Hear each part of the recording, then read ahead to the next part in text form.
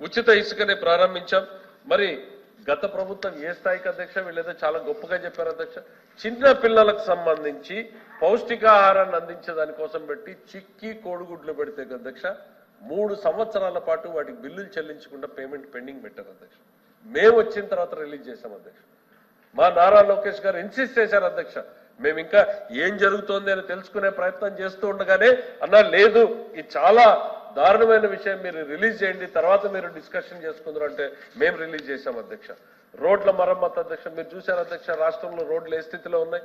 ప్రజలు ఓట్లేసింది ఈరోజు మా మాటల మీద నమ్మకాన్ని విశ్వాన్ని ఉంచి ఒకవైపు అయితే, రెండో వైపు ఆ ప్రభుత్వం గతంలో అవలంబించినటువంటి దుర్మార్గపు నిర్లక్ష్యపు విధానాల అధ్యక్ష.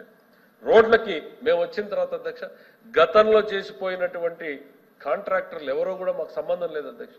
1200 కోట్లను రిలీజ్ చేశాం అధ్యక్ష. ఎందుకు?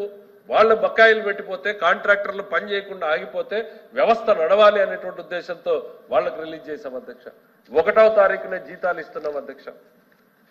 కళ్యాణి గారు మాట్లాడుతూ ఏదో సోషల్ మీడియాలో వచ్చినవన్నీ శాసనసభలో మాట్లాడతారు అధ్యక్ష.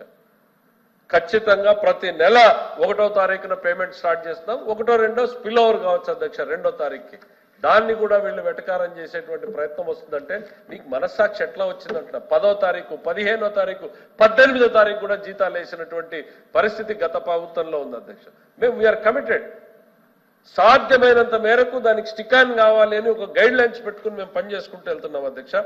మరి అట్లానే విభజన హామీల్ని అమలు చేసే దిశగా కేంద్రంతో మాకున్నటువంటి సాన్నిహిత్యాన్ని బట్టి ఈరోజు అమరావతికి 15,000 కోట్ల రూపాయలు తీసుకొచ్చాం అధ్యక్ష.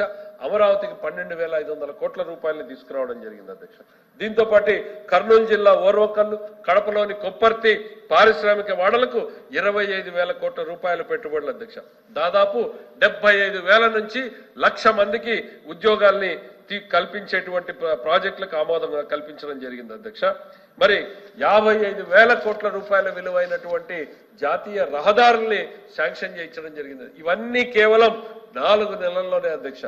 మరో 70,000 కోట్ల రూపాయల విలువైనటువంటి రైల్వే ప్రాజెక్టుని మంజూరు చేయించడం జరిగింది అధ్యక్ష. ప్రకటనలు కాదు అధ్యక్ష. ఇవన్నీ కూడా పనులు ప్రారంభమయ్యే స్టేజ్కి వచ్చాయనేటువంటిది చెప్తున్నాం అధ్యక్ష.